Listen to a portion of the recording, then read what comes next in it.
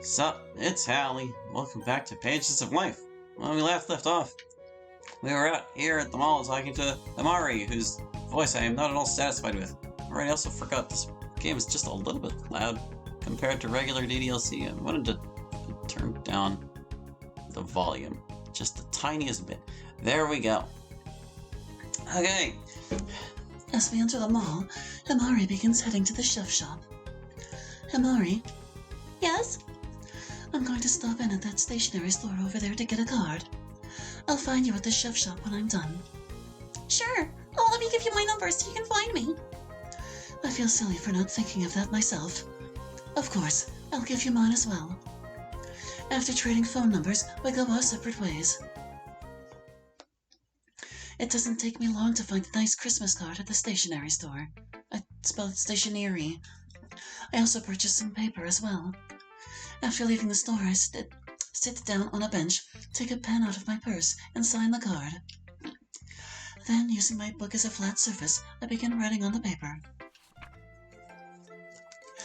Dear Natsuki, Merry Christmas. I hope you enjoy the gift. I remember the poem you wrote back in high school and thought you would appreciate these. As I've told the group chat, work has been going well for me. I enjoy managing the bookstore and feel that I have become at least a little more outgoing because of it. I haven't mentioned it to the group, but I have been dating more seriously.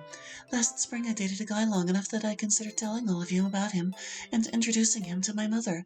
However, I eventually realized we had no long-term future together, so I broke up with him. Not much else has been going on with me. I visit with Sayori every couple of weeks. She's doing well. Sometimes I see MC and their kids, though I'm not as close to them as I'd like. I've been continuing to keep up with Parfait Girls. I've read the latest volume that came out this year. Have you read it yourself yet? I miss our discussions about it. We haven't visited together in 3 years, and you hardly talk to us on the group chat. How are you doing?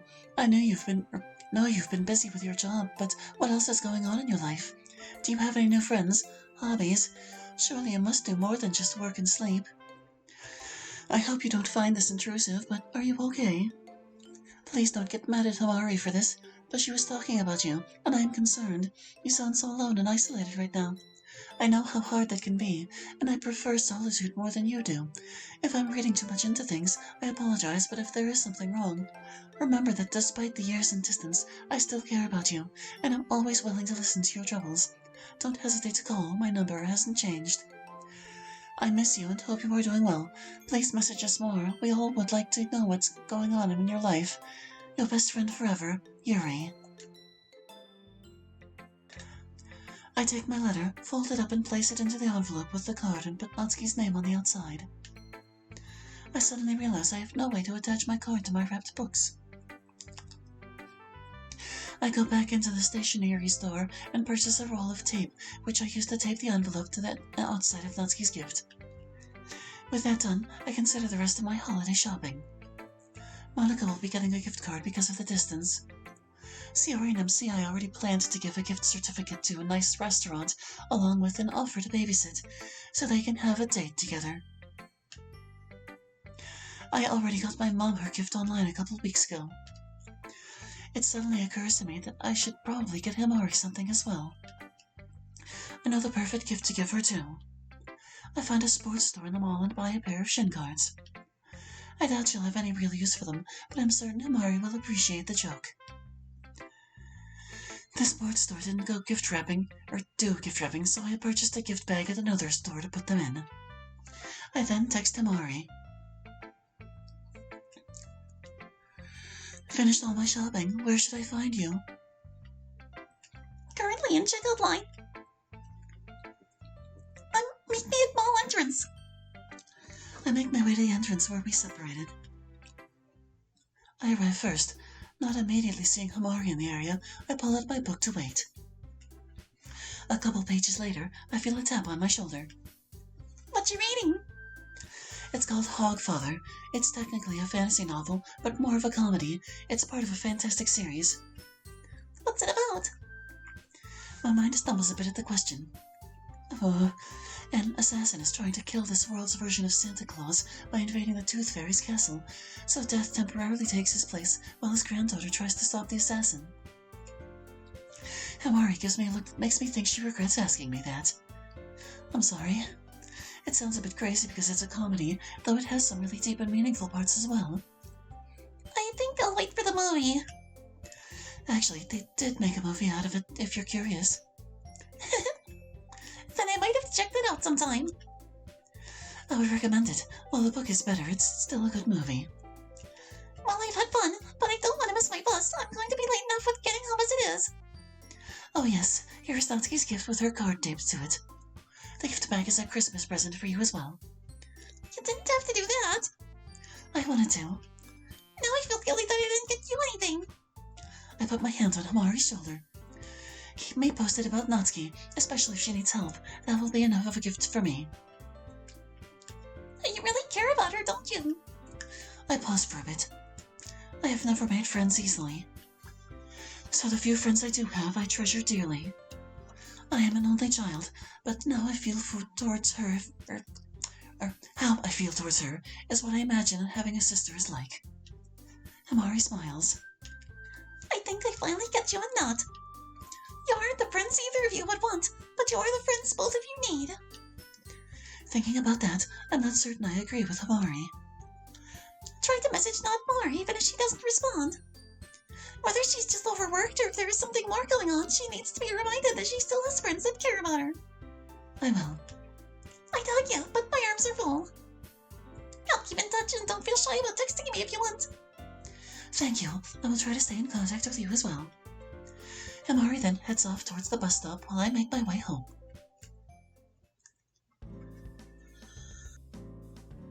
The next day isn't quite as busy, so the store is able to get by with only one register, which meant I was able to work on that inventory count without worrying about the shelves staying stocked. Hey, hold on a second. I thought we only got one day out of every year. I feel cheated. I want to get through this as quickly as possible. I know after Christmas it will still be busy with returns and people coming in with gift cards, and it has to be done by year's end. I reach the end of the aisle I'm working on and stretch. A quick look at the clock shows I'm due for a short break. I confirm there is nothing going on in the store that needs my immediate attention and make my way to the coffee shop.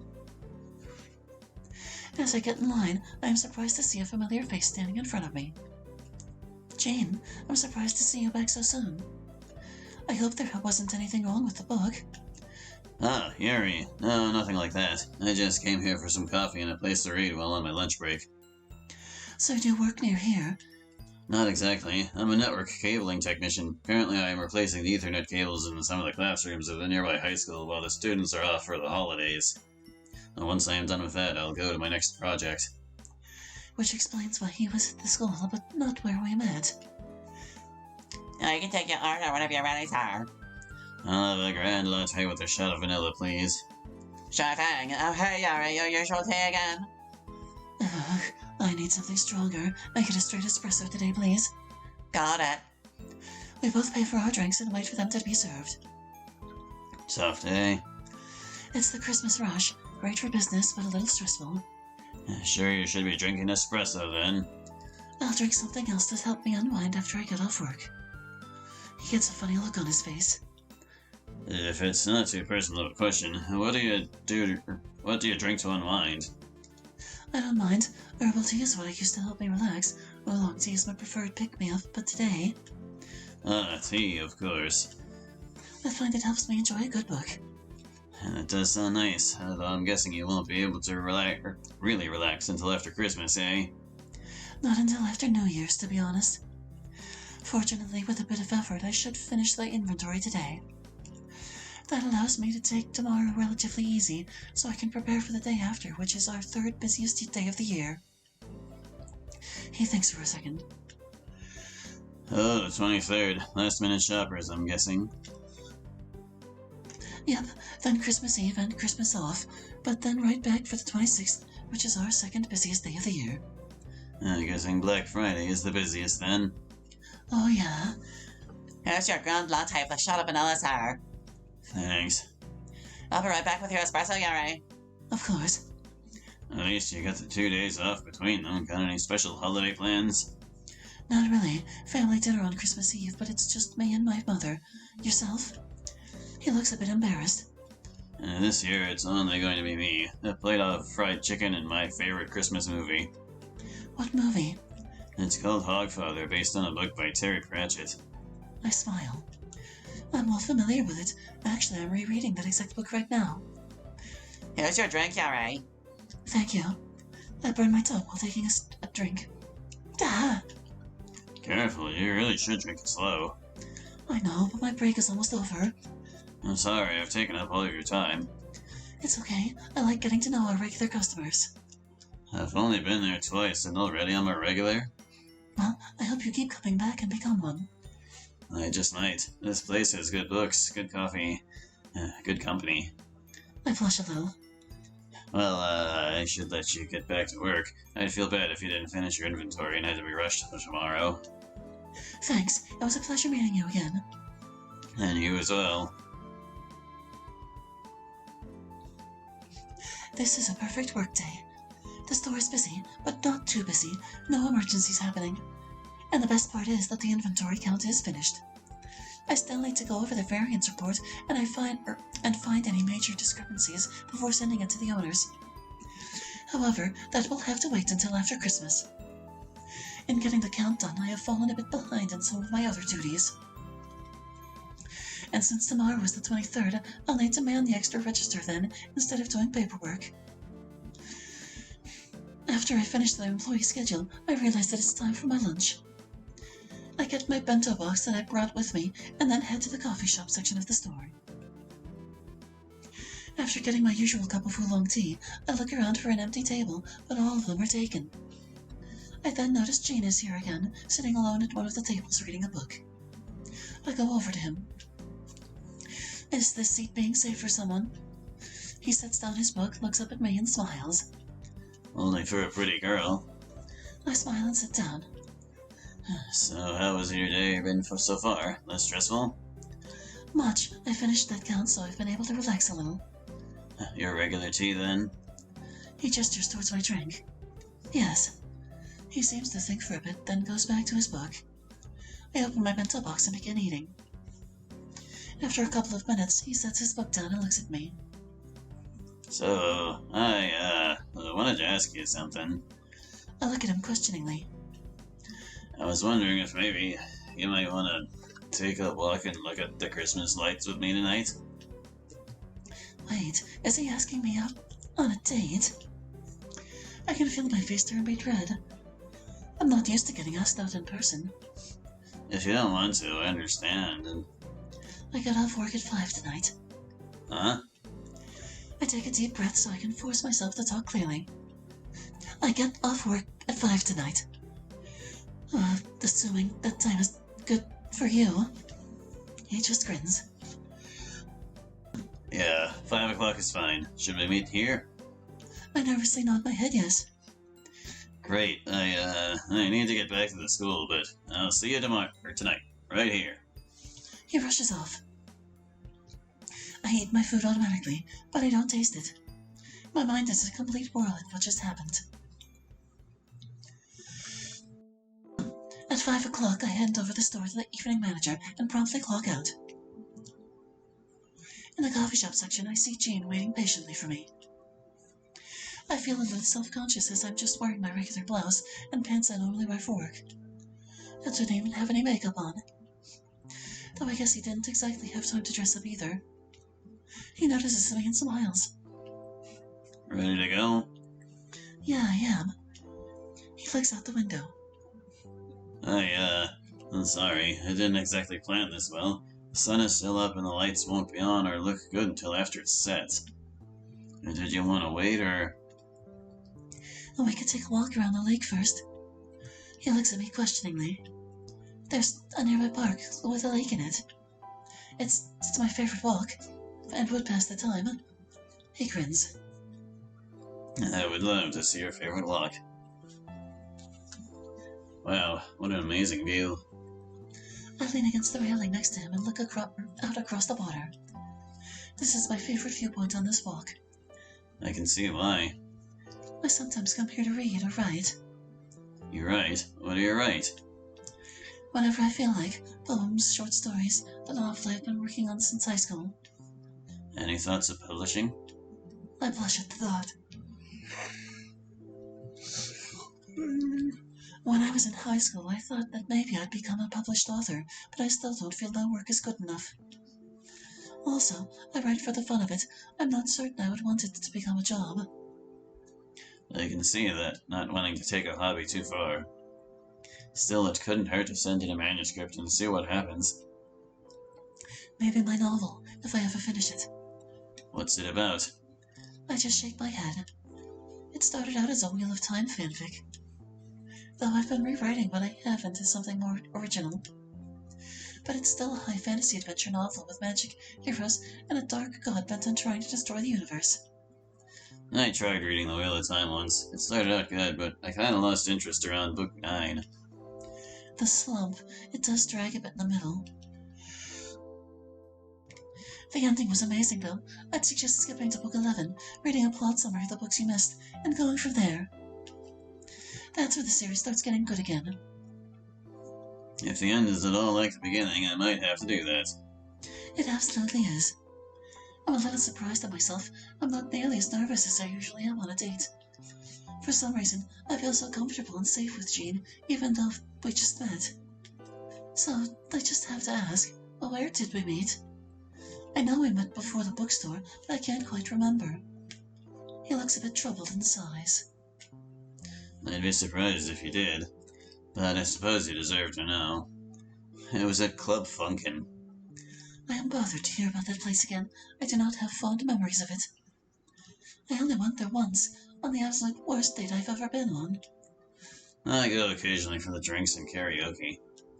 You're not that jerk I went there with. No, I'm the person who found you after he dumped you and contacted your friends to make certain you got home safely. I suddenly remember Sierra telling me the next morning about some guy, letting her know I needed help. Oh no. I feel so embarrassed. I look down towards the water. I haven't had a drink since. I suspected as much when you told me you drink herbal tea to relax. I still have no clear memory of him, but a lot of the things he said in the bookstore suddenly make sense. I suppose I should thank you. I don't really remember much about that night, but I must have been pretty messed up. I'm just glad you left with friends instead of not a friend. I shudder at the thought. That bad? Yeah, you wanted me to go home with you. I cover my mouth with my hand. Oh my gosh, I'm not... That isn't... He comfortingly puts his hand on my arm. I know, which is why I didn't accept and got in touch with your friends. I lower my hand. Thank you.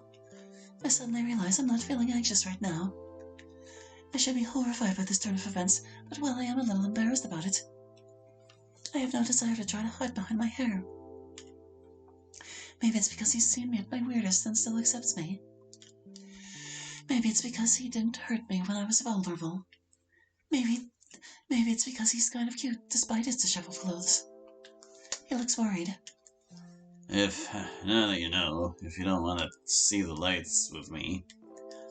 I reach up and take his hand off my shoulder, but continue to hold on to it and smile at him. The sun is almost set. The lights will be on soon. We should get going. He smiles back at me.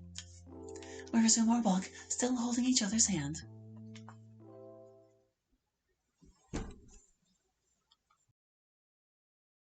May, year 10.